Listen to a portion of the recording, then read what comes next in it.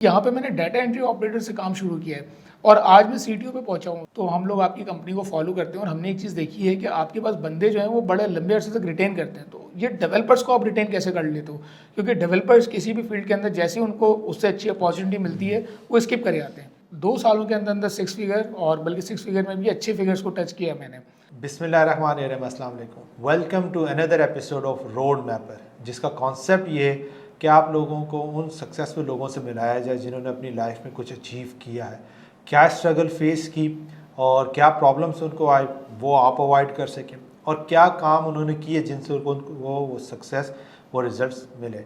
सो आज हमारे साथ जो दोस्त मौजूद हैं जिनको पिछले तकरीबन 10 साल से मैं जानता हूँ, फराज अहमद, उनसे आपको मिलाऊंगा और उनकी जो जर्नी है या उनका जो रोड मैप है वो हम यहाँ पे डिस्क्लोज करेंगे। बिहाइंड द सीन्स उन्होंने क्या कुछ अचीव किया, क्या स्ट्रगल फेस की। So welcome to the show Faraz. अस्सलाम वालेकुम, कैसे हैं? वालेकुम अस्सलाम, अल्लाह का शुक्र ठीक। और बाकी ये कि जो मेरा जर्नी है वो इस तरह से स्टार्ट हुई कि आज से तकरीबन 21 साल पहले मैंने काम स्टार्ट किया।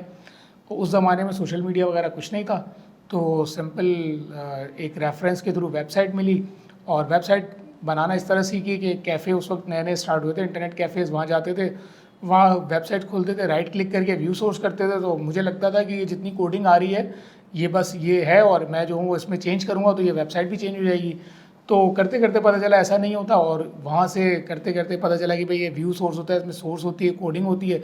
वो कोडिंग जो है वो मैं घर पे लेकर के आता, क्योंकि घर पे इंटरनेट था नहीं, तो वो लेकर के आता घर में, जो है वो नोट पैड के ऊपर डाल करके कोडिंग करता। वहाँ से सीखा, सीखने के बाद जो है वो रेफरेंस के ऊपर 1-2 प्रोजेक्ट मिले और वहाँ से फिर जर्नी स्टार्ट हुई। ये ऑलमोस्ट ईयर 2000 की बात है, वहाँ से काम शुरू किया। उसके बाद एक दोस्त मिल गया, नजम साहब, मेरे जो मेंटोर भी हैं, दोस्त भी हैं, उनके साथ काम स्टार्ट किया। फिर हमने जो है वो बड़े क्लाइंट जिनमें डॉन हो गया, आपका जियो न्यूज़ हो गया, इसके अलावा उस ज़माने में जंग के नाम से था, जंग हो गया, डॉन हो गया, पेप्सी हो गया, एग्जैक्ट हो गया, इन सारे जो बड़े बड़े इंस्टीट्यूट्स हैं इनके साथ हम लोगों ने काम किया। और उसके बाद इनको एसईओ की ट्रेनिंग हम लोगों ने करवाई। तो करते करते वेबसाइट डिज़ाइनिंग, फिर होस्टिंग, फिर एसईओ, ये सब करते करते काम स्टार्ट किया। और उसके बाद जो है वो मुख्तलिफ चीज़ों में लाइक फिर एडसेंस के ऊपर मूव हुए, फिर उसके बाद जो है सैस बेस्ड प्रोडक्ट्स के ऊपर, फिर बीच में मैंने जॉब भी की।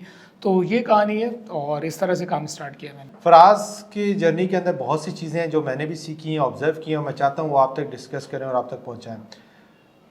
फराज, जो एक टिपिकल पार्ट आता है और अक्सर लोगों की जर्नी में आता है, जॉब से स्विच करने वाला, वो ज़रा अपना पार्ट और एक्सपीरियंस शेयर करो। हाउ वाज दैट और कैसे शिफ्ट हुआ? अच्छा, जॉब जिस ज़माने में मैं कर रहा था तो मेरी ऑलरेडी तकरीबन 6 फिगर इनकम थी और बहुत अच्छी सैलरी थी। मेरा जो रोल था ना, मैंने जब जॉब स्टार्ट की थी तो वहाँ पे as a data entry operator काम स्टार्ट किया था और शायद 7,000 या 8,000 रुपये की जॉब थी जो मैंने स्टार्ट की थी। वहाँ से 2 सालों के अंदर अंदर 6 फिगर और बल्कि 6 फिगर में भी अच्छे फिगर्स को टच किया मैंने। तो वो ये था कि स्ट्रगल, अपनी लर्निंग जितनी थी वो करते गए, काम करते गए और फिर एक अच्छे लाइफ स्टाइल को और एक अच्छी लेवल को टच किया। सीटीओ लेवल तक के मैं आया वहाँ पे। फिर उसके बाद ये हुआ कि मुझ में ना थोड़ा सा एक जहनी मसला मेरे साथ चल रहा था। वो ये चल रहा था कि मुझे लगता था कि एक अच्छी जॉब मिल गई, यहाँ पे मैं काम कर रहा हूँ, सब कुछ है, लेकिन व्हाट्स नेक्स्ट, मतलब अब इससे ऊपर क्या है? मेरे ऊपर तो बॉस है, बॉस तक के तो मैं नहीं पहुँच सकता। तो सीटीओ लेवल के बाद उससे ऊपर मैं जा नहीं पा रहा था। वहाँ पे आके मेरी ग्रोथ रुक गई थी और ग्रोथ रुकने के साथ साथ मुझे एक प्रॉब्लम ये हो रही थी कि यार मैं ये सोच रहा था कि मतलब मैं जो कुछ हूँ वो इस इदारे में हूँ, क्योंकि यहाँ पे मैंने डाटा एंट्री ऑपरेटर से काम शुरू किया है और आज मैं सीटीओ पे पहुँचा हूँ। तो हो सकता है ये मेरे बॉस की मेहरबानी हो, मुझे लगता था कि उनके फेवर्स की वजह से मैं यहाँ पर हूँ, क्योंकि उन्होंने मुझे इतना ग्रो करवाया, उन्होंने मुझे इतना लर्निंग का मौका दिया कि मैं यहाँ बैठा हुआ हूँ। आज मैं यहाँ से रिज़ाइन कर दूँ, कल मैं किसी और जगह पे जाऊँ तो हो सकता है मैं डाटा एंट्री ऑपरेटर या उससे ऊपर या मैनेजर लेवल के पोस्ट पे काम करूँ, सीटीओ लेवल पे काम ना करूँ। तो दिन रात, कई रातें ऐसी थी जो मैं सो नहीं पाया था और मुझे ये था कि मैं काम नहीं कर पाऊँगा ना, मतलब ये कि मुझे था कि बस मेरी ग्रोथ इस ऑफिस तक के। तो मैंने डिसाइड किया कि यार अगर मेरी ग्रोथ इस ऑफिस तक की है ना तो मैं इसको छोड़ देता हूँ और छोड़ करके अगर मैं कुछ कर पाया तो वो मेरी रियल स्ट्रगल और मेरी रियल वर्थ होगी, और अगर नहीं कर पाया तो मैं उसके अहल था ही नहीं। मैं सिर्फ एक ऑफिस में टेम्परेरी तरक्की आके मैं वहाँ तक पहुँच गया था। ये सोच करके मैंने वहाँ से रिज़ाइन किया और रिज़ाइन करने के बाद बिल्कुल ज़ीरो लेवल से अपना काम स्टार्ट किया। अच्छा, यहाँ पे एक चीज़ बड़ा इंपॉर्टेंट पॉइंट है जो मैं चाहूँगा तो आप एम्फेसाइज करो। जब आपने रिज़ाइन किया या जब थॉट प्रोसेस चला, उस टाइम तक आपको अपने बारे में, अपनी स्किल के बारे में एक अवेयरनेस क्रिएट हो चुकी थी कि यार I can do something, right. और आपकी स्किल की बेस के ऊपर वो जॉब के अंदर भी आपकी प्रमोशन हो चुकी थी, सारा कुछ। क्योंकि अक्सर लोगों का प्रॉब्लम ये होता है कि they do not have anything, या स्किल नहीं होती है, और फिर वो मोटिवेशनल स्पीकर ऐसी बातें सुन के जनाब छोड़ देते हैं ज्वाइन जॉब, और फिर उनको प्रॉब्लम होती हैं। सो वो स्किल की जो वैलिडेशन हो गई, आपने जॉब छोड़ा, और वो जो अर्ली स्टेज का फेज़ होता है कि आप अगर अच्छी 6 फिगर सैलरी ले रहे थे और फिर आगे वो रफ पैच, तो वो उसके अंदर क्या किया, और ख़ास तौर पर इस एंगल से कि अगर आप कोई बंदा जॉब से स्विच करता है, सो इनिशियल वहाँ पे आपने अपनी लर्निंग में सीखा होगा कि अगर ये काम यूँ हो जाता तो शायद वो स्ट्रगल फेस कम हो जाता, तो वो ज़रूर शेयर करें। अच्छा, उस वक्त तक ना थॉट प्रोसेस कुछ ज़्यादा था नहीं मेरा। उस वक्त ये था कि मैं एक साइकोलॉजिकल ट्रॉमा में से गुजर रहा था कि मुझे ये लगता, मतलब एक एहसास कमतरी आप कह लें कि यार मैं नहीं हूँ, मेरी वर्थ वो नहीं है जो मैं इस ऑफिस में हूँ, ठीक है ना। तो ये चीज़ मुझे जो है ना अंदर से बहुत ज़्यादा डिस्टर्ब कर रही थी। उस वक्त तक के मुझे नहीं पता था मैं क्या करूँगा, ठीक है ना। जब तक कि मैंने रिज़ाइन करने का सोचा उस वक्त तक के मुझे नहीं पता था। हाँ, ये ज़रूर था कि मुझे ये था कि मैं फाइवर पे ऑफिस के कुछ काम करवा रहा होता था। यानी फाइवर पे उस वक्त मैं ऑफिस के लिए वीडियोज़ हम बनवा रहे होते थे, क्लाइंट्स के लिए काम करते थे। हम सारा काम फाइवर पे आउटसोर्स करते थे और वहाँ से हम काम लेते थे। तो मुझे ये था कि जो काम मैं इस वक्त फाइवर से करवा रहा हूँ ना, ये काम मैं खुद भी कर सकता हूँ फाइवर पे, और यहाँ से मैं पैसे कमा सकता हूँ। इतना मुझे नॉलेज थी कि अगर कुछ नहीं होगा ना तो दाल रोटी चलाने के पैसे मुझे वहाँ से निकल करके आ जाएंगे। ये सोच करके रिज़ाइन किया था मैंने।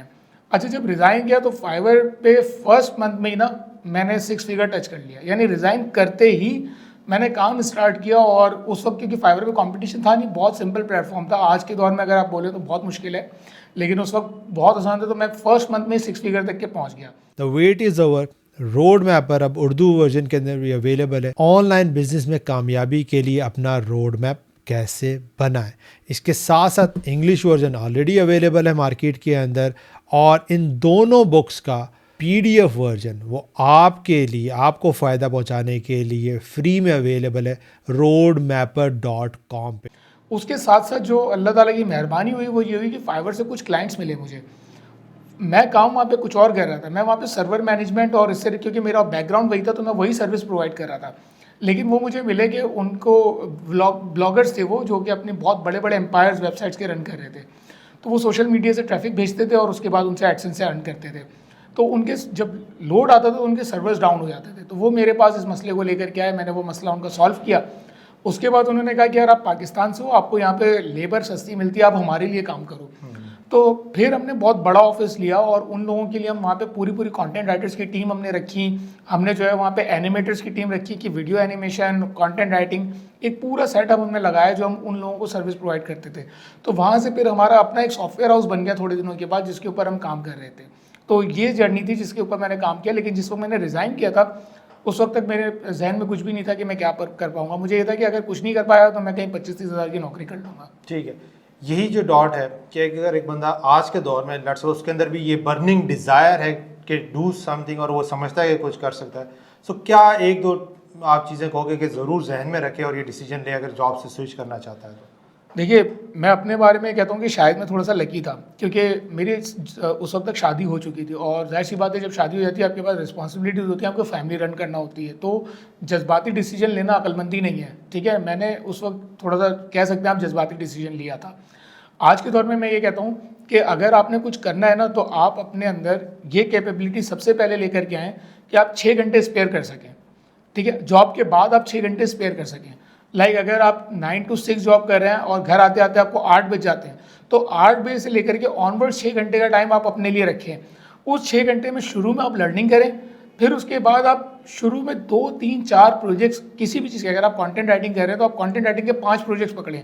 अगर आप जो है वो डेवलपमेंट करते हैं तो आप डेवलपमेंट के 5 प्रोजेक्ट शुरू में पकड़ें। क्योंकि जब आप ये काम करेंगे ना तो आपको डिलीवरी आ जाएगी कंटेंट की, आपको ये पता चल जाएगा कस्टमर से बात कैसे करनी है, उसको चीज़ कैसे डिलीवर करनी है, काम मिलता है या नहीं मिलता, आपको एक एक्सपीरियंस आ जाएगा। जिस दिन आपको ये एक्सपीरियंस आ जाए ना, उस दिन आप फिर रिज़ाइन करके अपना काम स्टार्ट कर सकते हैं, क्योंकि आपका क्लाइंटाइल थोड़ा सा बिल्ड हो चुका होगा, आपको कस्टमर से बात करने की तमीज़, उसका एक्सपीरियंस हो चुका होगा। और उसके बाद जो है ना आपको कंटेंट डिलीवरी का पता होगा कि कस्टमर क्या मांग रहा है और क्या मैं डिलीवर कर रहा हूँ। जब ये स्टेज आ गई आपके पास तो फिर आप कुछ भी कर सकते हैं, आप रिज़ाइन करें और आप अपना काम स्टार्ट कर सकते हैं। गुड हो गया। अच्छा, आपकी जर्नी के अंदर एक आपने मेंटर को अपना नाम भी लिया, वो वाला पार्ट भी मैं चाहूँगा कि हम ज़रूर अपनी ऑडियंस से डिस्कस करें, क्योंकि हमारे यहाँ पर नाम तो शायद अब तो रिकॉल ज़्यादा होना शुरू हो गया कि मेंटर कोच, लेकिन उसके फ़लसफ़े को नहीं हम जानते, क्यों ज़रूरी हैं, वो कैसे आपको तराशता है, क्यों होने चाहिए। सो ज़रूर बताओ कि वो जो जर्नी थी और उन्होंने जो आपके साथ हेल्प आउट किया, वो एक्सपीरियंस भी ज़रा शेयर करें। अच्छा, जिस ज़माने में मैंने काम शुरू किया 20-22 साल पहले, तो मेरी जो माली हालात थे वो बहुत ही ख़राब थे।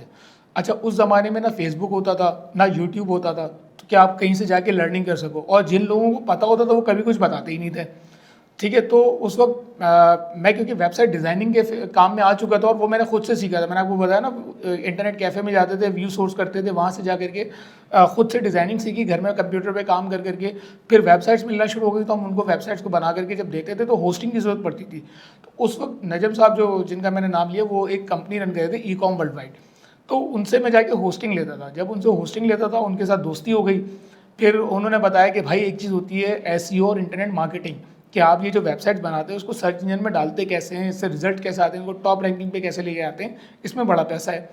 तो वो चीज़ें आती नहीं थी। उन्होंने कुछ सेमिनार्स किए जिसके अंदर जो है वो उन्होंने मुझे फ्री में बुलाया। वो उसी फीस चार्ज करते थे उस ज़माने में 4 से 5 हज़ार रुपये, जो कि उस वक्त मेरे जैसे बंदे के लिए एक बहुत बड़ा अमाउंट था, तो मैं वो अफोर्ड नहीं कर सकता था। उस वक्त उन्होंने मुझे फेवर दिया और फ्री में बुलाया, उन्होंने मुझे सिखाया, ग्रूम किया। ग्रूम करने के बाद, क्योंकि उनसे मेरी दोस्ती हो चुकी थी, मैं उनके साथ ही जो है वो काम करना स्टार्ट हो गया। फिर उनके साथ हमने कई प्रोजेक्ट्स भी किए, ट्रेनिंग्स भी करवाई। और जिस तरह मैं आपको बताया कि डॉन जंग ये वो, उस वक्त जो इनकी ट्रेनिंग्स होती थी तो उनके अंदर मैं साथ में था उनके, और हम लोग ट्रेनिंग करवाते थे इन कंपनीज़ को। तो इस तरह से उनसे दोस्ती हुई। और जहाँ तक बात है मेंटोरशिप की, मेंटोरशिप का मुझे फ़ायदा ये हुआ कि उस वक्त तक, क्योंकि कोई भी सिखाने वाला नहीं था, तो वो एक बड़े भाई की तरह भी थे मेरे लिए, दोस्त भी थे और एक टीचर भी थे। उन्होंने ही मुझे सिखाया कि इंटरनेट क्या होती, मार्केटिंग क्या होती है, एसईओ क्या होती है, और इस तरह करके जो है वो मैंने वहाँ से सीखा। और फिर उसके बाद हमने कंपनीज़ को कंसल्टेंसी और सर्विसेज प्रोवाइड की। ठीक है। अच्छा, यहाँ पे एक और बड़ा जो प्रॉब्लम फेस करते हैं ख़ासतौर पर नए लोग, कि वो समझते हैं या चाहते हैं कि यार फ़लाँ फ़लाँ मेरा मेंटर हो जाए, और डायरेक्टली अप्रोच करने की कोशिश करते हैं, या चाहते हैं कि जनाब वो मुझे टीच कर दे, गाइड कर दे सारा कुछ। आपकी जर्नी के अंदर मेंटर का आपको अपने सराउंड में लेना या आपको गाइड करना, उसमें आपका एज ए मेंटी के तौर पे भी बहुत इंपॉर्टेंट रोल होगा। सो वो क्या सजेशन या गाइडेंस देंगे कि अगर आप किसी को अपना मेंटर बनाना चाहते हैं या सीखना चाहते हैं, उसके करीब होना चाहते हैं, तो आपने अपनी जर्नी में क्या चीज़ें की है? ये लोग जो आप देखते भी होंगे कि प्रॉब्लम फेस करते हैं, तो क्या करना चाहिए एक मेंटर के करीब होने से, ताकि आप उससे सीख सकें? देखिए, यहाँ पे ना मैंने जो अपना ऑब्जर्व किया, क्योंकि अभी हमें भी लोग फॉलो कर रहे होते हैं थोड़ा बहुत, तो होता क्या है कि दो किस्म के लोग आते हैं। एक वो होते हैं जो खुद से मेहनत कर रहे होते हैं, स्ट्रगल उनकी अपनी होती है, ठीक है, उन्होंने एक चीज़ बना ली होती है। वो बनाने के बाद एक स्टेज पे आके फंसते हैं कि यार ये काम अब कैसे होगा। लेट से कि एक बंदा है, उसने ऑनलाइन शॉप बना ली, सब कुछ बना लिया, पेमेंट गेटवे में वो आके फंस गया। अब वो आएगा हमारे पास, हम उसको गाइड कर देंगे, ठीक है। इस तरह करके जब वो नेक्स्ट रिजल्ट लेकर के आएगा तो वो हमारे और करीब आता जाएगा, क्योंकि वो काम कर रहा है। और दूसरी तरफ एक बंदा होता है कि मैं आपसे सीखना चाहता हूँ, मुझे बताएं, मैं आपके ऑफिस आके बैठ जाऊँ, मैं आपके साथ काम कर लूँ, मुझे आप अपनी टीम का हिस्सा बना लें।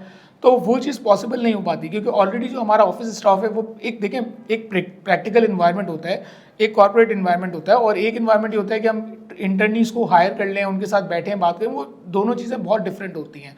वर्क इन्वायरमेंट एक अलग चीज़ होती है और सिखाने का इन्वायरमेंट एक अलग होता है। तो ये चीज़ पॉसिबल नहीं होती कि इंटरनेट से आने वाले हर बंदे को हम बुला करके अपने ऑफिस में ट्रेनिंग दें। जो चीज़ पॉसिबल होती हो, जो मेंटी को चाहिए, वो ये चाहिए कि आप पहले अपने कुछ रिजल्ट्स तो दिखाओ। अगर आपको कोई एक चीज़ सिखा रहा है, अगर आपको कोई फेसबुक एड्स चलाना सिखा रहा है, तो आप पहले एड्स तो चलाओ, पहले कुछ करो, तो पहले मार्केटिंग मटेरियल तो बनाओ। जब आप फंसो तो आप उसके पास हो, तो उसको भी मज़ा आएगा बताने में कि यार ये बंदे ने मेरे, और आप उसको बताओ कि मैंने आपको फॉलो करके ये काम किया है। अगर कोई मुझे बताता है कि यार उसने मुझे फॉलो करके फाइवर पे अकाउंट बनाया, उसके बाद उसने ये चीज़ें की और अब ये मसले हो गए और अब यहाँ प्रॉब्लम्स आ रही है, तो मैं उसको गाइड करने में मुझे मज़ा आएगा। लेकिन बनस्बत इसके कि वो बोले कि भाई फाइवर कैसे करते हैं मुझे बता दो, तो मेरे लिए बताना मुश्किल होगा। कोई भी काम होगा अगर वो मेरे लिए बताना मुश्किल होगा इस तरह से कि अगर वो बोले मुझे शुरू से बताओ।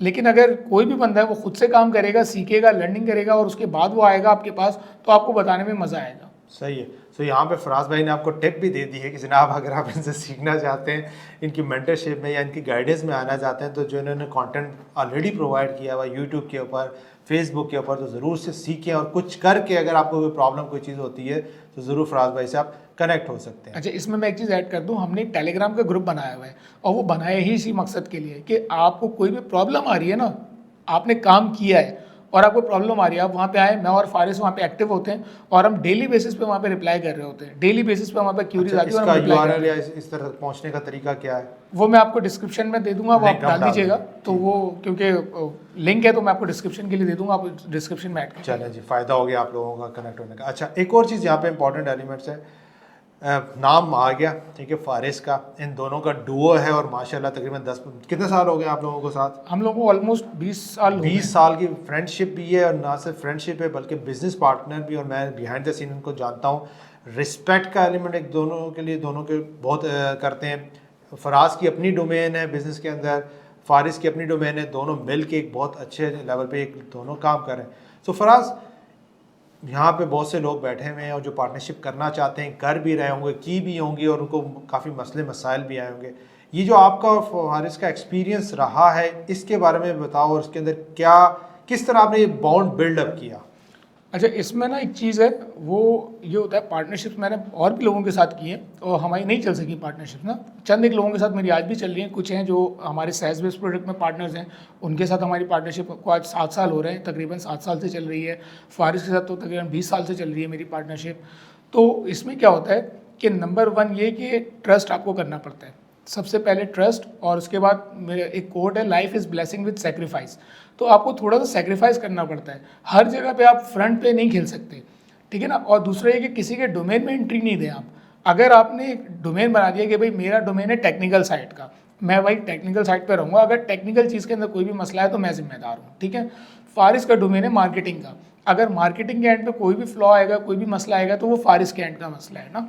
अब मैं ये नहीं बोलूँगा कि फारिस कस्टमर क्यों नहीं आ रहे, तुम्हारी गलती है, तुम्हारी गलती है, या अगर कोई चीज़ डाउन हो जाए सिस्टम के अंदर तो फारिस मुझे आकर के ये नहीं बोलेगा भाई तुम्हारी वजह से सिस्टम डाउन है, तुम्हारी। हम दोनों अपनी रिस्पॉन्सिबिलिटी को फील करते हैं और अपने हिसाब से काम करते हैं। अगर कहीं पे कोई चीज़ होती है तो मैं उसको ट्रस्ट में लेता हूँ कि यार ये मसला ऐसा आ गया है, कोई चीज़ की अपडेट आ गई है जिसकी वजह से अब इसमें टाइम लगेगा, थोड़ा सा हमें 10 दिन लग जाएंगे, 6 दिन लग जाएंगे, डाउन टाइम आएगा, थोड़ा सा तुम मार्केटिंग को रोको या काम करो। या फारिस के एंड पे कोई चीज़ ऐसी अपडेट होती है, या फारिस बताता है कि भाई फेसबुक का अकाउंट उड़ गया, अब हम नया अकाउंट बनाएंगे, उसमें थोड़ा सा टाइम लग जाएगा, या एड्स हमने स्टॉप किए हैं, कोई भी XYZ मसला है, तो उस चीज़ के अंदर हम आपस में एक दूसरे को ट्रस्ट में रखते हैं और एक दूसरे के डोमेन में कभी भी नहीं घुसते। बाज़ औक़ात होता है ऐसी चीज़ें जिसके अंदर आपको जो है ना लगता है कि यार ये चीज़ सही नहीं जा रही, लेकिन आप वहाँ पे अक्लमंदी से काम लो। वहाँ पे जब लोग लड़े आते हैं आपस में ना, तो फिर जो है वो मसले ख़राब हो जाते हैं। इसी से मेरा नेक्स्ट सवाल बनता है कि इस जर्नी 20 साल के अंदर जाहिर सी बात है ऊपर नीचे कुछ चीज़ें ऐसी हुई होंगी जहाँ पे क्लैश बना होगा, वो कैसे रिजॉल्व किया, या वहाँ पे क्या आप लोगों ने स्ट्रेटजी यूज़ की कि वो ज़्यादा बड़ा इशू नहीं बना? देखिए, हमारे दरमियान हुए 2-3 दफ़ा ऐसा हुआ कि भाई किसी चीज़ पे मैं एग्री नहीं कर रहा। फ़र्ज़ करें कोई प्रोडक्ट हमें बनानी है जिस पे मैं एग्री ही नहीं कर रहा हूँ, या किसी चीज़ पे फारिस एग्री नहीं कर रहा, तो फिर हम उसको सेपरेट कर लेते हैं। फॉर एग्जांपल, अगर एक वक्त था कि कुछ टीम हमने हायर की हुई थी, फारिस का कहना था कि टीम जो है वो उतना अच्छा परफॉर्म नहीं कर रही है, मैं इसको लेट गो कर देना चाहिए। मेरा कहना था कि हमें इसको रखना चाहिए, ऑल्दो वो मैं गलत साबित हुआ उसके अंदर, लेकिन मैंने उसको लेट गो करने के बजाय मैंने रखने को तरजीह दी। तो हमारे दरमियान ये आया कि फारिस का कहना था कि भाई हम इसको नहीं रखेंगे, मेरा कहना था रखेंगे। तो ये हुआ कि मैंने कहा ये पूरी टीम, मैं अपनी सैलरी, जो इनकी सैलरी है वो मैं अपनी जेब से, पॉकेट से बेयर करूँगा और मैं इनसे अपना काम करवाऊँगा। तो वहाँ पे हमने उस चीज़ को बिज़नेस से सेपरेट कर दिया। वो चीज़ मैंने अपने पास ले ली, अपने डोमेन में ले ली, वो उसको मैंने वहाँ कंट्रोल कर लिया। इसी तरह से बात चीज़ें ऐसी होती है इसमें मैं एग्री नहीं करता, अगर फारिस को कंटिन्यू करना चाहता है, फारिस अपने बिहाफ पे कर लेता है, नहीं करना चाहता तो वो नहीं करता। तो जब हम उस चीज़ को क्लैश नहीं बनाते कि मतलब अगर मेरा डिसीजन ये था कि टीम को रखना है तो मैं फारिस पे इम्पोज नहीं कर सकता, ना ही फारिस मुझ पे डिसीजन इम्पोज कर सकता है। अगर एक चीज़ की सैलरी हम दोनों निकाल रहे हैं और उसमें एक बंदा एग्री नहीं है, तो हम उसको जो है वो मिल करके तय करते हैं कि हम उसको क्या करना चाहिए। तो इस तरह से आपने बाउंड्रीज एक बिल्डअप कर ली, एक सिस्टम प्रोसेस बना लिया कि भाई जिधर डिस्प्यूट आएगा वहाँ पे जो बंदा उसको करना चाहेगा फिर वो ऑन करेगा, उसकी रिस्पॉन्सिबिलिटी, और यहाँ पे मिला लेंगे सारा कुछ। यहाँ पे एक और बड़ा इंपॉर्टेंट एलिमेंट है, जो आप में से अक्सर लोग जब बिज़नेस बना रहे हैं, ग्रो कर रहे हैं, एक्सपेंड कर रहे हैं, तो हायरिंग करना चाहते हैं। तो इनका फराज का काफ़ी अरसे का एक्सपीरियंस भी है, काफ़ी लोगों को हायर भी किया और माशाल्लाह ऑफिस के अंदर भी ये आउटसोर्स भी किया। सो फराज, हायरिंग के लिए एक दो चीज़ें अगर आप शेयर करना चाहो, क्या चीज़ें जो आपने अपने एक्सपीरियंस से सीखी कि यार इस तरह हायरिंग ना करो और इस तरह करो तो ज़्यादा फ़ायदा रह सकता है? देखिए, हायरिंग का जो मेरा एक्सपीरियंस है, मेरा मोस्टली डेवलपर्स के साथ रहा है एक्सपीरियंस, ठीक है ना। अच्छा, मुझे खुद को डेवलपमेंट नहीं आती, मैंने सीखने की बहुत कोशिश की, BS किया, डेवलपमेंट के कोर्सेज किए, सब कुछ किया, लेकिन development is not my cup of T, तो वो मुझे इतना अच्छा नहीं आती। तो मैं जो हूँ वो उसको मतलब मैं एक पूरा प्रोसेस डिज़ाइन कर सकता हूँ, सिस्टम डिज़ाइन कर सकता हूँ, मैं डेवलपर्स को गाइड कर सकता हूँ, मैं उनको वे बता सकता हूँ कैसे होगा, प्रोसेस बना सकता हूँ, लेकिन मैं खुद कोड नहीं कर सकता।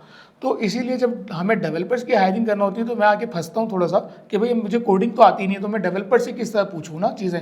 तो मैंने उसके लिए कुछ ब्लॉग्स बनाए कि भाई ये चीज़ें अगर वो डेवलपर फुलफिल करता है या ये टेस्ट वो कर सकता है तो वहाँ पे हम उसको हायर करते हैं। बाकी जहाँ तक बात है हायरिंग प्रोसेस की, तो मैं ये समझता हूँ कि उसके अंदर हमें अपने तौर पे ये देखना चाहिए कि एक हमारे पास हेड जो होना चाहिए वो आपका इतना केपेबल हो कि वो आपकी टीम को हैंडल कर सके, और फिर आप उसके बाद जो टीम हायर कर रहे हैं वो इतने केपेबल बंदों को रखें कि आप जो काम करवाने जा रहे हो वो आप करवा सकें बड़ी आसानी के साथ। ठीक है।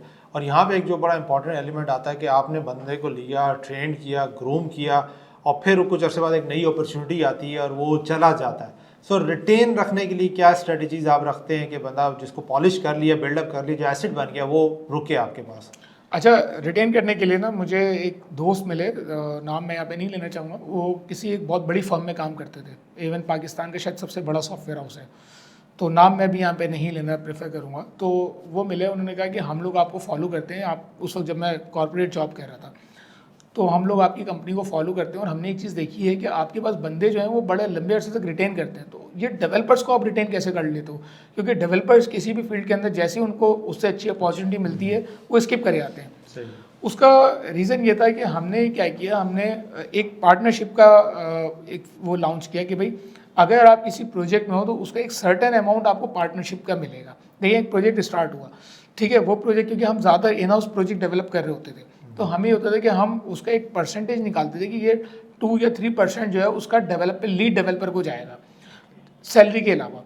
अब वो लीड डेवलपर जितना उसके अंदर फीचर्स को इन्हेंस करवाएगा, जितना अच्छा करवाएगा, जितना अच्छा वो सिस्टम चलेगा, उतना उसको फ़ायदा होगा।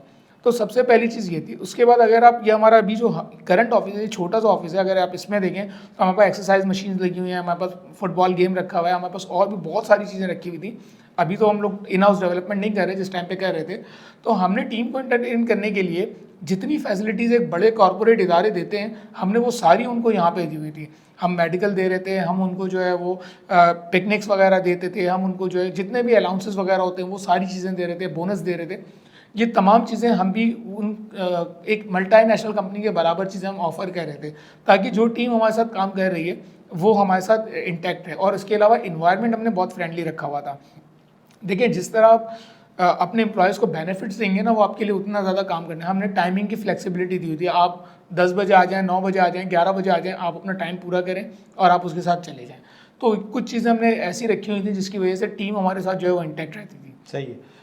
एक ये तो हमने इन हाउस की बात करी, आपने आउटसोर्सिंग भी की है, लोगों से काम वगैरह भी करवाया, वहाँ से कुछ एक्सपीरियंस, कुछ चीज़ें शेयर कर सकें उन लोगों के लिए जो ज़्यादातर आउटसोर्सिंग करते हैं, लोगों को हायर करते हैं, वहाँ पे क्या चीज़ों का ख्याल रखना चाहिए और कैसे उस प्रोसेस को इफेक्टिव बनाया जा सकता है? देखिए अगर आप अब ये प्रोजेक्ट टू प्रोजेक्ट वेरी करता है और मेरा मोस्टली एक्सपीरियंस है डेवलपमेंट साइड का ना, तो डेवलपमेंट साइड में मैं ये कहूँगा कि अगर आपका कोई छोटा सा प्रोजेक्ट है या छोटा काम है तो आप उसको आउटसोर्स करिए।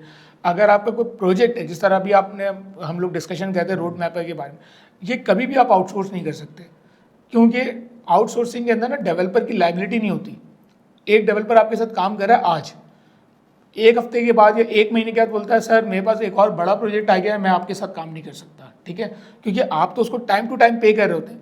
आपके उनके साथ ये पेमेंट टर्म ये नहीं होती नॉर्मली डेवलपर्स के साथ कि 6 महीने के बाद मैं आपको पे करूँगा। वो तो मंथ टू मंथ कॉन्ट्रैक्ट होता है कि भाई ये मॉड्यूल बनेगा इसकी पेमेंट होगी, ये मॉड्यूल बनेगा इसकी पेमेंट होगी। अब मैं आपको बताऊँ मेरे साथ क्या क्या एक्सपीरियंस हुए। अपवर्क के ऊपर मैं काम कर रहा था एक डेवलपर के साथ, हमारा प्रोजेक्ट 70% कंप्लीट था।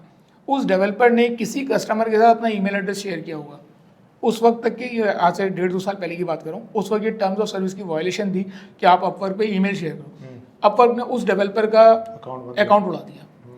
मेरा प्रोजेक्ट 70% पे आकर के रुक गया। अब मैं उस डेवलपर के पास जा रहा हूँ, आ रहा है कि नॉट अवेलेबल, गया मेरा प्रोजेक्ट। तो डेवलपमेंट जब भी करें ना, शॉर्ट टर्म अगर आपके पास टास्क हैं तो आप उनको लेकर के जाएं फ्रीलांसिंग के ऊपर।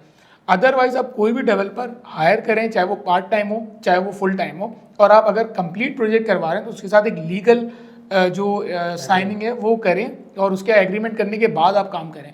अगर आप इसको इस तरह से हल्का लेकर के आउटसोर्स कर देंगे तो आपको कुछ नहीं पता, फ्रीलांसर उसका अकाउंट उड़ा दे, वो जो है वो कल को छोड़ करके चला जाए, या उसको कोई बड़ा, ऐसा भी हुआ है मेरे साथ कि एक डेवलपर बहुत अच्छा काम कर रहा था मेरे साथ, उसके बाद तकरीबन 1-1.5 साल तक के वो मेरे साथ छोटे छोटे टास्क हम उसको देते रहे, वो करता रहा।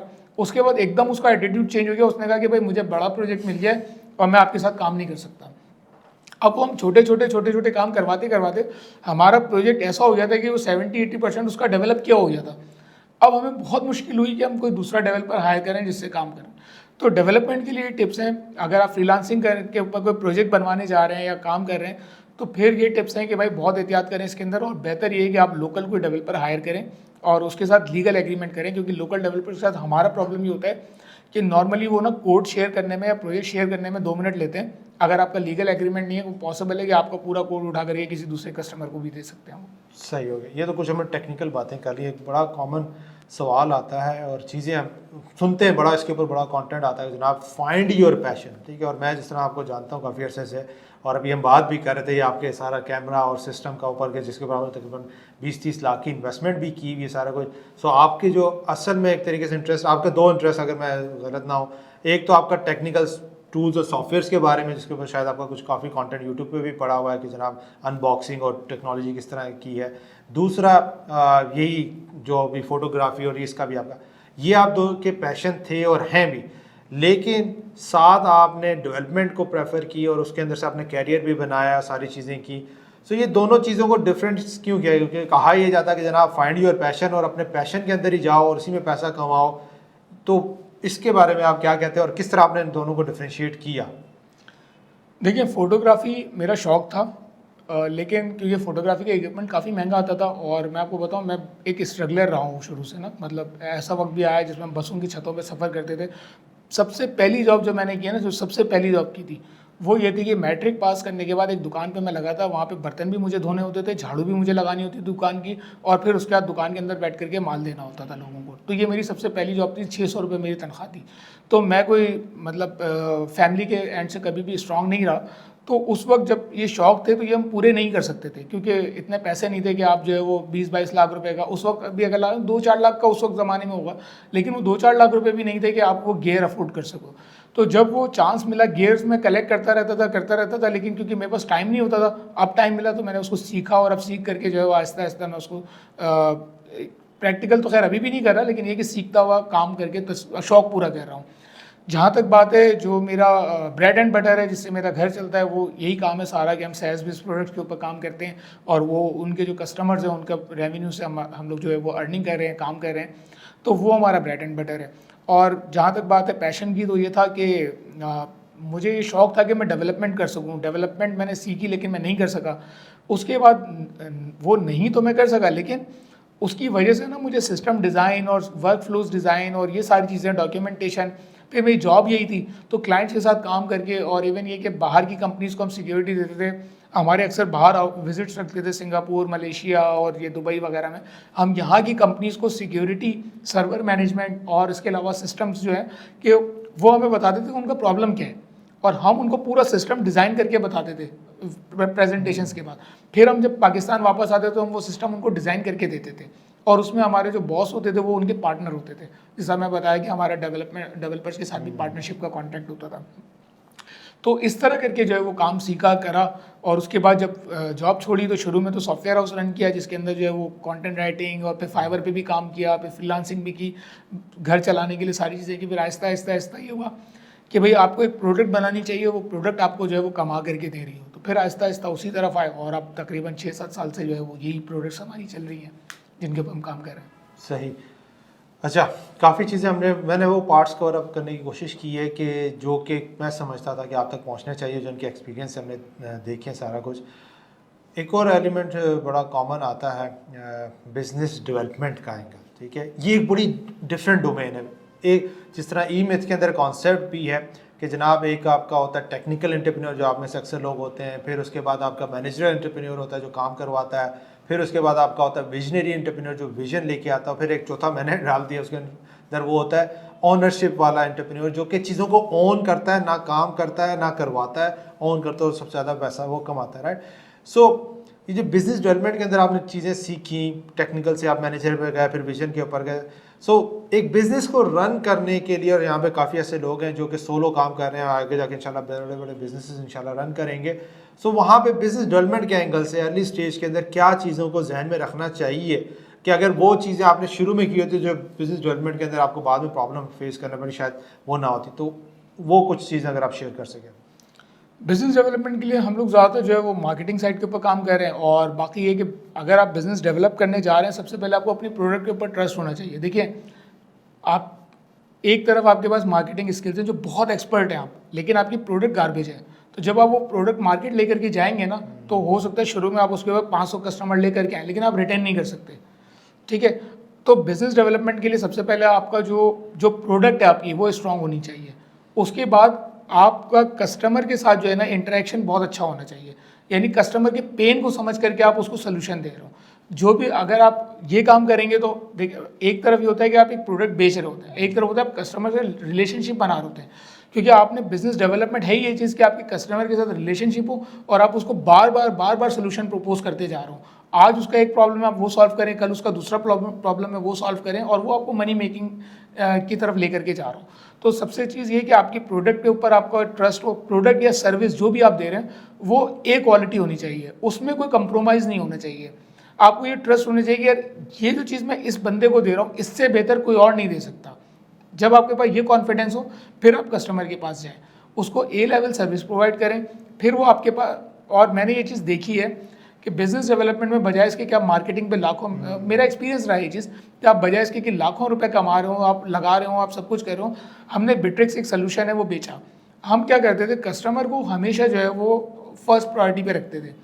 तो हमें बार बार मार्केटिंग पे बजट लगाने के बजाय हम अगर 5 कस्टमर के साथ काम कर रहे थे तो हम पूरा साल उनके साथ बिजी रहते थे। वो नए मॉड्यूल डेवलप करवा रहे हैं, वो कोई नई चीज़ डेवलप कर रहे हैं, वो कोई नया सिस्टम ला रहे हैं, वो हमारे पास आते थे। तो सबसे बेस्ट ये कि आप अपने जो भी आपके कस्टमर्स हैं आप उनको इंटैक्ट रखें किसी भी चीज़ के अंदर, चाहे वो प्रोडक्ट हो चाहे वो सर्विस हो, आप उनको जो है वो बेस्ट सर्विस दें, वही आपको सबसे पहले जो है वो बिज़नेस डेवलप करके देंगे। ठीक है।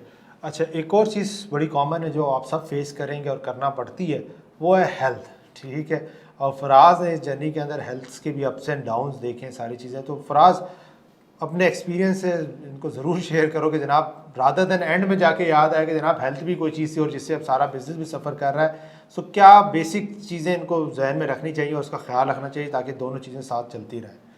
मैं हेल्थ के मामले में जो है बहुत ख़राब हूँ, और यानी डायबिटीज़ मुझे है और कोलेस्ट्रॉल मेरा बढ़ा हुआ है। उसका रीज़न ये है कि नींद पूरी नहीं लेते।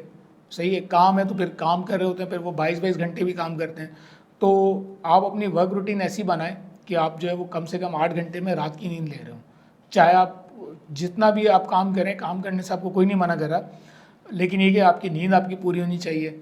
और थोड़ा सा हेल्थ एक्टिविटीज़ रखें, वॉक, सब मैं तो कहता हूँ वॉक आप ज़रूर रखें कि भाई आधा घंटा आपने वॉक करनी है, क्योंकि ये मुझे डॉक्टर ने भी बोला है कि आप डेली आधा घंटा वॉक रखें और उसके अलावा 8 घंटे की नींद पूरी करें। तो जो भी आप काम कर रहे हैं उसके साथ साथ ये 2 चीज़ें आपने रखनी है, आधा घंटा वॉक के लिए निकालें और 8 घंटे नींद के लिए निकालें, तब आप काम कर सकते हैं। अगर आप मेरी तरह काम करेंगे तो मैंने अपनी लाइफ में जो है ना, क्योंकि मैं पैसे के पीछे भाग रहा होता था, तो अगर मुझे ये काम मिलता था, एक काम ये मिल रहा है, एक काम ये मिल रहा है, और दोनों 8-8 घंटे के, तो मैं वो दोनों काम कर लेता था कि पैसे निकलने चाहिए। पैसे तो निकल गए, लेकिन अब हेल्थ पे उससे ज़्यादा पैसा लग रहा है, दवाइयों में और चीज़ों में, और उसके बाद सफ़र कर रहे होते हैं, आप भी सफ़र कर रहे होते हैं, फैमिली भी सफ़र कर रही होती है। तो बेस्ट ये है कि अपनी हेल्थ को टाइम दें। सही है।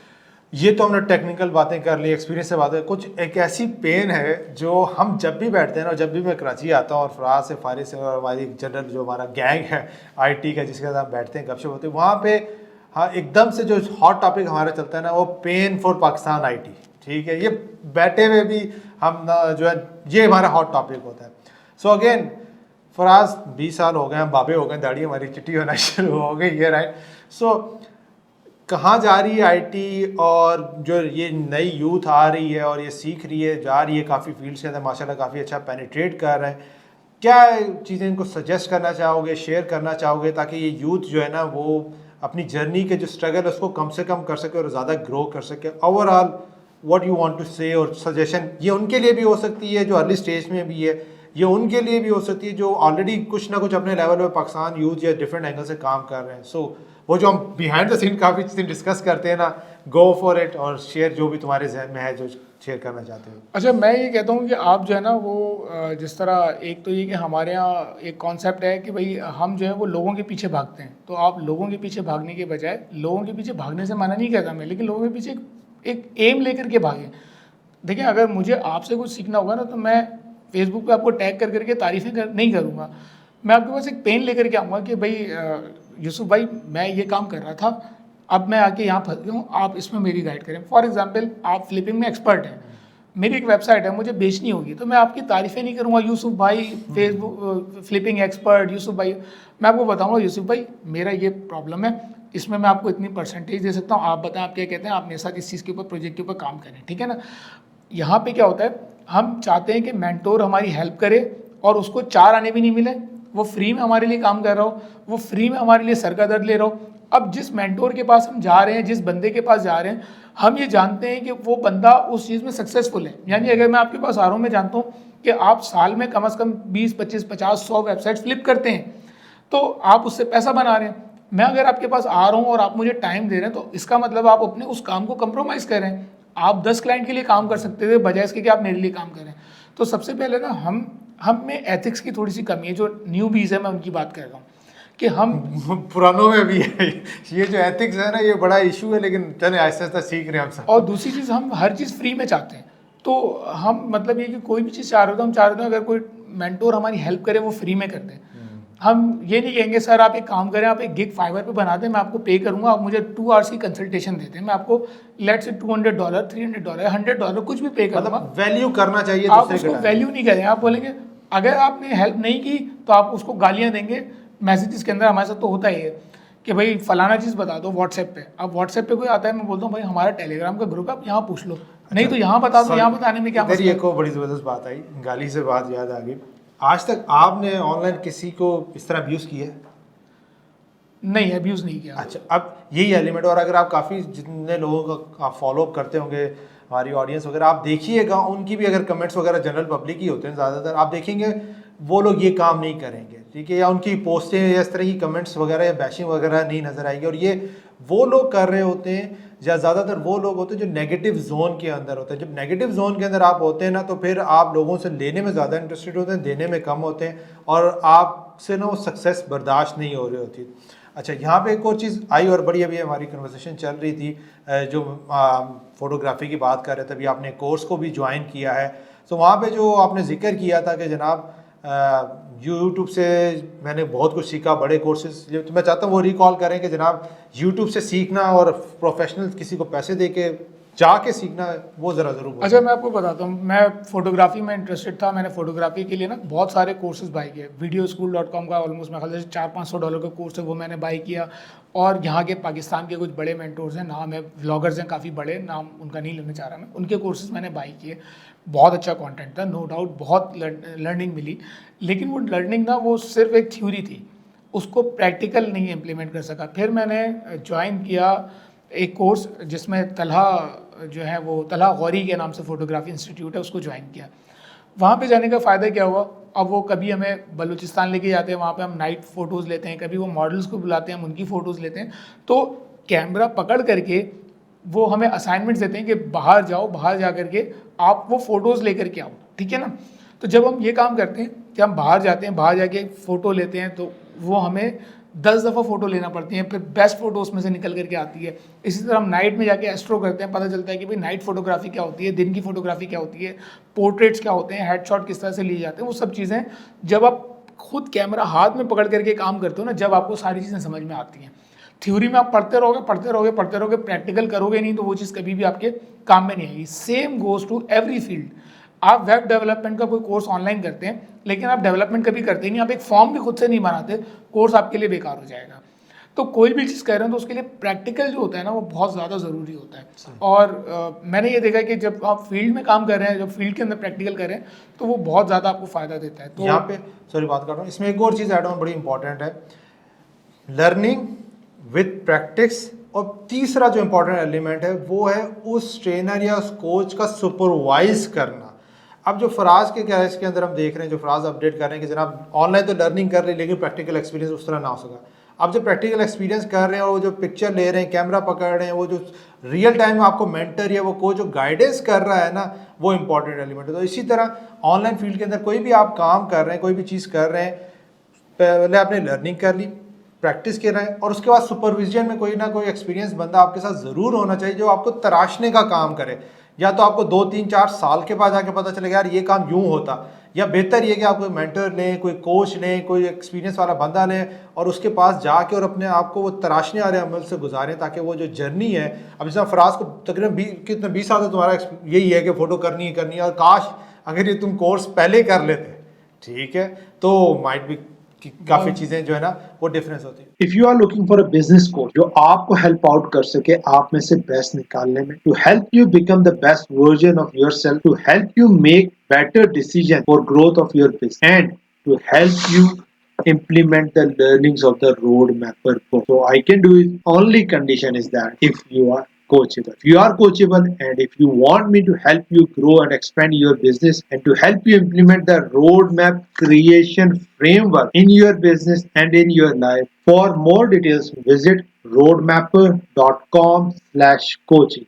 Now back to the podcast. तो अगेन आई होप कि काफ़ी कुछ आपको फराज की जर्नी से और एक्सपीरियंस से सीखने का मौका मिला होगा। इनका यूट्यूब भी भरा हुआ है, काफ़ी माशाल्लाह कंटेंट वगैरह भी, मैं यहाँ पे लिंक्स वगैरह भी दे दूंगा। In the end Faraz, anything, any suggestion तुम कहना चाहो? और मैं अगेन अपने सारे एक्सपर्ट से 2 लोगों के लिए राय लेता हूँ, 2 कैटेगरी के लोगों के लिए राय लेता हूँ। एक वो लोग जो न्यूबीज आ रहे हैं, ऑनलाइन काम करना चाहते हैं, कोई भी काम करना चाहते हैं अपने जनरल एक्सपीरियंस से आप, और एक वो लोग जो प्रोज हैं, एक्सपर्ट्स हैं, उनके लिए, दोनों के लिए वन कोई सजेशन, कोई टिप जो आप देना चाहोगे? देखिए, जो न्यूबीज़ आ रहे हैं उनके लिए मेरा सजेशन ये है कि भाई, एक तो हमारे पास ना प्रॉब्लम क्या है, मैं क्योंकि फाइवर के ऊपर वीडियोस बनाता रहता हूँ। अब अगर मैं फाइवर पे एक वीडियो बनाने जा रहा हूँ और मैं उसका रिसर्च करने जाता हूँ ना, तो फाइवर मुझे कीवर्ड क्या सजेस्ट करता है, गूगल मुझे कीवर्ड सजेस्ट करता है, यूट्यूब कीवर्ड सजेस्ट करता है, how to make money online on Fiverr without any skills. ठीक है, how to make money online easy, how to make money online without any effort. ठीक है, तो ये जो है ना, ये हमें या how to make money online real quick ways. अब क्या होता है कि जितने भी, क्योंकि जो बंदा यूट्यूब पे आ रहा है ना, वो कंटेंट क्रिएट करने के लिए आ रहा है, उसको वो कंटेंट क्रिएट करना है जिसके वो ऑडियंस है ही इसी के ऊपर। तो खुदा का वास्ता आप लोग जो है ना, इन चीज़ों पे मत जाएं। स्किल वैल्यू करती है, आप स्किल सीखें और स्किल सीखने के बाद जो है ना, वो उस चीज़ को इम्प्लीमेंट करें। अच्छा, स्किल वर्सेस डिग्री के ऊपर भी बहुत ज़्यादा लोग बात करते हैं, तो मैं ये कहता हूँ, स्किल आपको जो है ना काम सिखाती है और डिग्री उस चीज़ को बेचना सिखाती है, काम करके उससे कम्युनिकेट करना। देखिए, अगर मैंने स्किल सीख ली, लेट से मैं बहुत अच्छा ग्राफिक डिज़ाइनर बन गया, मुझे इंग्लिश कम्युनिकेशन नहीं आती है, तो मैं उस चीज़ को बेच नहीं सकता, मैं उस चीज़ को डिलीवर नहीं कर सकता क्लाइंट को वो क्रिएटिविटी जो मेरे माइंड में, वो समझा नहीं सकता। तो डिग्री मुझे वो चीज़ें सिखाती है और स्किल मुझे जो है वो अपना काम सिखाती है। तो जब दोनों चीज़ें कंबाइन होती है ना, तो आपको बहुत पावरफुल इंसान बना करके लेकर के आती हैं। और इसकी भी यहाँ पे एक मिसाल दे दूँ, बहुत अच्छा, बहुत एक्सपर्ट स्किल वाला वो बंदा है जो यहाँ उर्दू बाज़ार के अंदर कंपोजिंग कर रहा है। ठीक है, उसकी टाइपिंग स्पीड भी आपसे 10 गुना ज़्यादा तेज़ है और उसका ग्राफिक डिज़ाइनिंग का स्पीड और एक्सपीरियंस दोनों आपसे 10 गुना ज़्यादा तेज़ है। ठीक है, लेकिन वो महीने के अंदर 15,000 रुपये, 20,000 रुपये लेकर के घर जाता है। अगर वही बंदा उसको डिग्री के साथ कंबाइन कर दे, तो वो इसमें 1 ज़ीरो और लग जाएगा या 2 ज़ीरो और लग जाएंगे, सिर्फ इसका कम्बिनेशन से। तो एक तो ये कि आप जो है ना, वो जिस जगह पर हैं उसके अंदर अपनी वैल्यू को रखें और स्किल्स को सीखें, और उसके साथ साथ उनको जो है वो बेचना सीखें कि स्किल अगर आपके पास आ गई है तो उसको बेचते कैसे हैं। ये चीज़ करेंगे तो आप कामयाब हो जाएंगे। और जो लोग एक्सपर्ट हैं, मैं उनसे कहूँगा कि थोड़ा सा टाइम निकालें। आप बहुत एक्सपर्ट हो गए हैं, आपने बहुत सारी चीज़ें सीख ली हैं, आपको मरना भी, हम सब ने मरना है और अल्लाह ताला के यहाँ भी जाना है। जो आपके पीछे आ रहे हैं ना लोग, उनको थोड़ी सी गाइडेंस दे के जाएँ। क्या पता है कि कल कोई तरक्की करे, वो सारी ज़िंदगी जो पैसा कमाए उसका सवाब आपको मिलता रहे, या आप उसकी दुआएं आपको मिलती रहे, जो आपको बहुत आगे लेकर के चली जाए। आपको नहीं पता होता, 2 मिनट में ब्रेन हेमरेज होता है, बंदा मर जाता है। तो जो लोग एक्सपर्ट हैं, वो कम से कम अपनी सोशल रिस्पॉन्सिबिलिटी को पूरा करें और जो अपनी पीछे आने वाली नस्ल है उसके लिए थोड़ी सी कंट्रीब्यूशन ज़रूर करके जाएँ। सही है, और इसीलिए जब हमने IBT का इंटरनेट बिजनेस ट्रेनिंग का प्लेटफॉर्म लॉन्च किया, तो उसका भी कॉन्सेप्ट यही था कि हमें सब कुछ नहीं आता, लेकिन जो थोड़ा बहुत आता है और हमें पता है यार ये सही रास्ता है, ये रॉन्ग रास्ता है, अगर हम लोगों को ये गाइडेंस दे दें, और जो हमने दी भी अल्हम्दुलिल्लाह काफ़ी लोगों का उससे फ़ायदा हो कि भाई ये सीधा रास्ता है, इस पे चलते रहो, मंजिल तक पहुंच जाओगे। तो एज ए एक्सपीरियंस आप लोगों ने बहुत सी चीज़ें सीखी होती हैं, और तो आपका किसी बच्चे को, किसी न्यू बी को यही बता देना कि यार ये स्किल कर लो, या ये यूं काम कर लो, या ये कोर्स को ज्वाइन कर लो, या इस बंदे से कनेक्ट हो जाओ, या इस ये पाथ फाइंड आउट कर लो, वो भी उसके रोड मैप में उसको काफ़ी फ़ायदा हो सकता है। तो लास्ट क्लोजिंग से पहले एक जो कॉमन चीज़ें हैं और जो हमें बहुत हेल्पफुल होती हैं, और मैंने फराज की जर्नी में भी देखा सारी चीज़ों में जो मिक्स हो जाती हैं, लेकिन अगर वो रखा जाए तो ज़्यादा है, पॉजिटिव एटीट्यूड का, रिस्पेक्ट का एलिमेंट, और बाकी भी सारी चीज़ें काफ़ी इंपॉर्टेंट। तो एक जो सॉफ्ट स्किल्स हैं फराज, ठीक है, कम्युनिकेशन स्किल के साथ साथ रिस्पेक्ट का एलिमेंट, ठीक है, चैलेंजेस को फेस करने वाला एलिमेंट, इसके ऊपर भी अपना एक्सपीरियंस से कुछ चीज़ें अगर शेयर करो। देखिए, सबसे पहली चीज़ है कि आप अपने रिस्पेक्ट बहुत ज़रूरी है हर काम के अंदर, ठीक है ना। आप अपने कस्टमर को भी रिस्पेक्ट दें, उसके साथ प्रॉपर तरीके से बात करें, और कम्युनिकेशन स्किल्स को बहुत स्ट्रॉन्ग करें। अपवर्ड टू डाउनवर्ड कम्युनिकेशन क्या होती है, लाइन कम्युनिकेशन क्या होती है, डाउनवर्ड टू अपवर्ड कम्युनिकेशन क्या होती है, हमारे यहाँ इसकी स्किल्स लैक करती है। मैंने फाइवर पे बहुत सारे काम करवाए। जब पाकिस्तानी सेलर्स होते हैं ना, उनको पता नहीं होता कि अपवर्ड टू डाउनवर्ड कैसे बात करनी है, या डाउनवर्ड टू अपवर्ड कैसे बात करनी है। उनके सेम, अगर उन्होंने इंग्लिश सीख भी लिया तो उनको सेम इंग्लिश, प्लेन इंग्लिश आती है। तो कम्युनिकेशन स्किल्स और इंग्लिश दो अलग अलग चीज़ें हैं। कम्युनिकेशन स्किल्स आपको ज़रूर सीखनी चाहिए। इसके साथ साथ जो है वो आप जो भी काम कर रहे हैं उसके साथ उसकी टाइमलाइन को, क्योंकि पाकिस्तानी टाइमलाइन को इतना ज़्यादा प्रायोरिटी नहीं देते, बाहर जो है वो टाइमलाइन बहुत मैटर करती हैं। तो टाइमलाइंस को मैटर करें, कस्टमर को रिस्पेक्ट दें, इंग्लिश नहीं सीखें, इंग्लिश कम्युनिकेशन सीखें। इंग्लिश लैंग्वेज और इंग्लिश कम्युनिकेशन में फ़र्क है, इसको आइडेंटिफाई करें और ये चीज़ें सीखें, तो इंशाल्लाह आप ज़रूर कामयाब होंगे। गुड हो गया जनाब, होपफुली आपको काफ़ी कुछ सीखने का मौका मिला होगा। और फराज का जो हमने ये रोड मैप के जो की पॉइंट्स जो मैंने कोशिश की आप तक पहुंचाऊं, आपके एक्सपीरियंस शेयर करूं, उससे इम्प्लीमेंट करेंगे, फ़ायदा पहुंचाएंगे। और नीचे ज़रूर कमेंट्स में अपडेट कीजिएगा जनाब क्या कुछ सीखा। फराज का यूट्यूब का चैनल, फेसबुक का चैनल, और वो जो इन्होंने एक ग्रुप का कहा, किधर है वो ग्रुप? टेलीग्राम के ऊपर, वो मैं सारे लिंक्स यहाँ पे दे दूंगा जहाँ पे आप इनसे कनेक्ट हो सकते हैं। तो कोई भी ऐसी चीज़, कोई भी चीज़ हो लर्निंग के लिए आपको यहाँ से फ़ायदेमंद हो, ज़रूर बताइएगा क्या चीज़ इंप्लीमेंट करने जा रहे हैं। सो इंशाल्लाह ताला आपसे नेक्स्ट एपिसोड में दोबारा मुलाकात होगी। Faraz, thanks for your time. Thank you very much. अल्लाह हाफिज़। अल्लाह हाफिज़ जी।